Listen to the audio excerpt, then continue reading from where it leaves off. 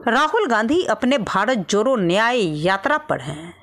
तत्काल उनकी यात्रा असम में चल रही है। आज उनकी यात्रा के दौरान उनके काफिले पर जहां भारतीय जनता पार्टी के कार्यकर्ताओं के द्वारा हमला किया गया, वहीं राहुल गांधी ने इस हमले की कड़ी शब्दों में निंदा की और अपने जनसभा के दौरान लोगों को संबोधित करते हुए महंगाई और बेरोजगारी जैसे गंभीर मुद्दों को उठाया। तो दूसरी ओर राहुल गांधी ने भारतीय मीडिया के कार्यकलापों पर भी सवाल खड़े किए। राहुल गांधी ने जनसभा को संबोधित करते हुए कहा कि न्यूज चैनलों के द्वारा उन्हीं मुद्दों को उठाया जाता है जो भाजपा के नेता तय करते हैं।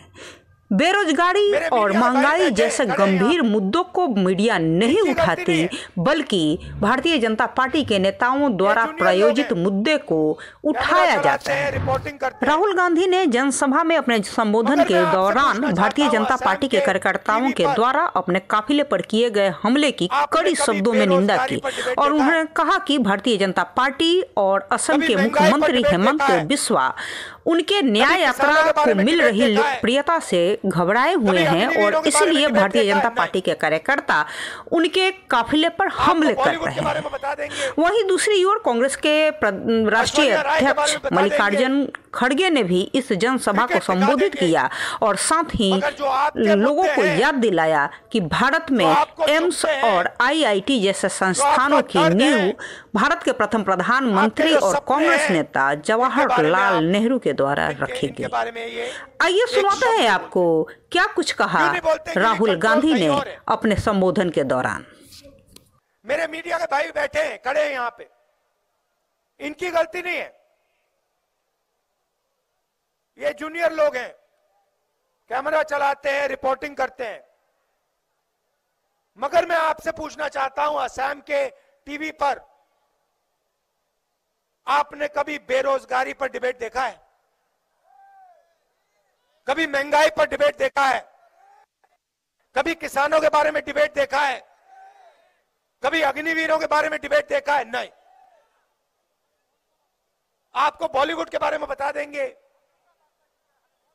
ऐश्वर्या राय के बारे में बता देंगे, क्रिकेट दिखा देंगे, मगर जो आपके मुद्दे हैं, जो आपको चुभते हैं, जो आपका दर्द है, आपके जो सपने हैं, इनके बारे में आप इनके बारे में ये एक शब्द नहीं बोलते। क्यों नहीं बोलते? क्योंकि कंट्रोल कहीं और है।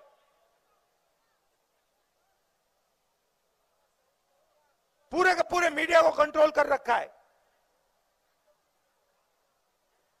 बीजेपी के नेताओं ने, और जो वो चाहते हैं मीडिया पे आता है। इसीलिए हमने निर्णय लिया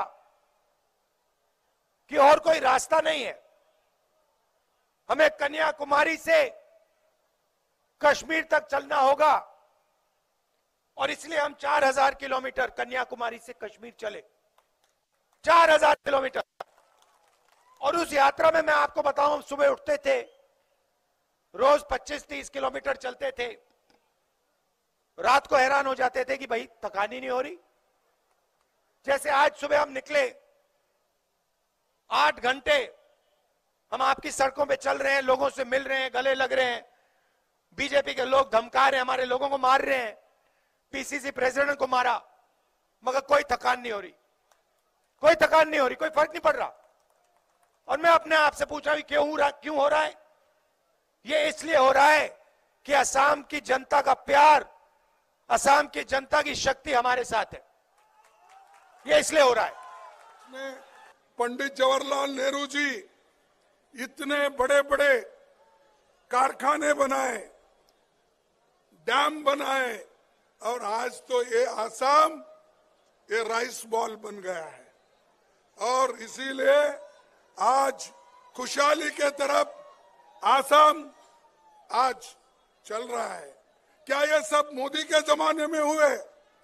बड़े डैम मोदी के जमाने में हुए, IT, AIIMS, IIM, public sector, ये क्या मोदी के जमाने में हुए? ये सब कांग्रेस के जमाने में नेहरू जी ने बनाया, इंदिरा गांधी जी ने बनाया, और इसीलिए तो भारत की आर्थिक स्थिति मजबूत हो गई। नेहरू जी कहते थे, आजादी के बाद हमने जो तीर्थ यात्रा शुरू की थी उसका मकसद था कि स्वतंत्र भारत में जो बच्चा पैदा हो वो हमेशा स्वतंत्र रहे और अपना सिर ऊंचा रखकर प्रगति और समृद्धि की दिशा में बढ़ने का पूरा मौका पाए। ये विचार जवाहरलाल नेहरू जी का, उसीलिए वो कहते थे आजादी के बाद हमने तीर्थ यात्रा निकाली, इसीलिए निकाली पब्लिक सेक्टर्स बनाने के लिए, डैम बनाने के लिए, एग्रीकल्चर प्रोडक्शन के लिए। ये काम हमने किया। तो ये थे कांग्रेस के राष्ट्रीय अध्यक्ष मल्लिकार्जुन खड़गे, जो असम में पार्टी के न्याय यात्रा के दौरान एक सभा को संबोधित कर रहे थे।